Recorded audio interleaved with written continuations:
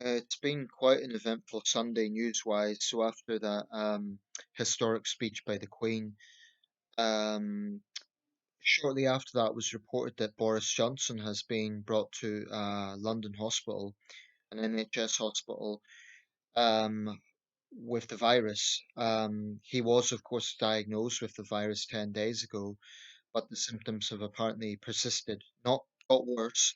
This isn't being treated as an emergency, but I imagine it will still raise quite a lot of concern, particularly as his partner, Carrie Simmons, is also showing virus-like conditions, and she's, of course, pregnant.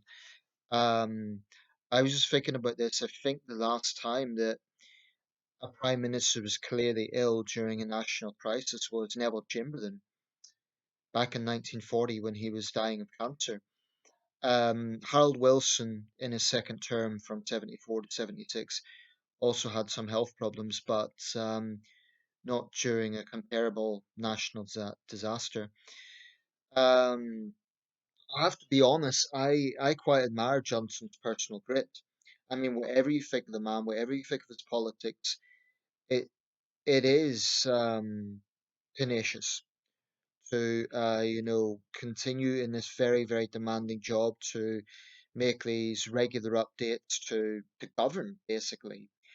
So at this point, I think it is practical to basically allow Dominic Raab to be interim prime minister, interim premier. He is the first Secretary of State. He's respected by colleagues, from what I can tell. I think he'd be capable. I've got a fairly good impression from Dominic Raab overall. Although I would like him to be a bit more hardline on China, but overall, I get quite a good impression from him. So this might be practical at this point. I don't see anything practical about Johnson just continuing in the capacity of prime minister. I'm not talking permanently. He is the prime minister, but this is an unprecedented situation. Um, like I say, we've passed over 5,000 deaths tonight, so Johnson's 55, so he's not quite in the vulnerable category, but the way this thing is going, we just don't know. So I do think he should temporarily hand over power to Dominic Raab. I think that would be the practical thing to do. Um, yeah, so that's the breaking news tonight.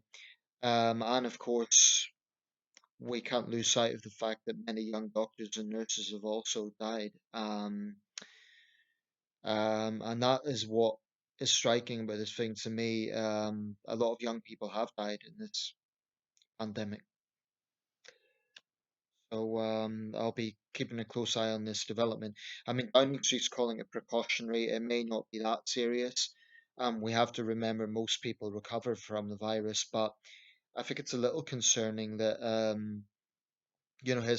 his symptoms are persisting.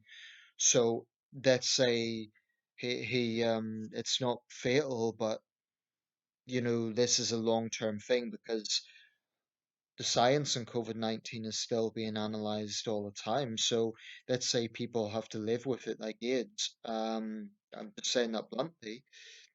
Um, it's difficult to imagine that he could really stay on as prime minister, and that would be a drastic development.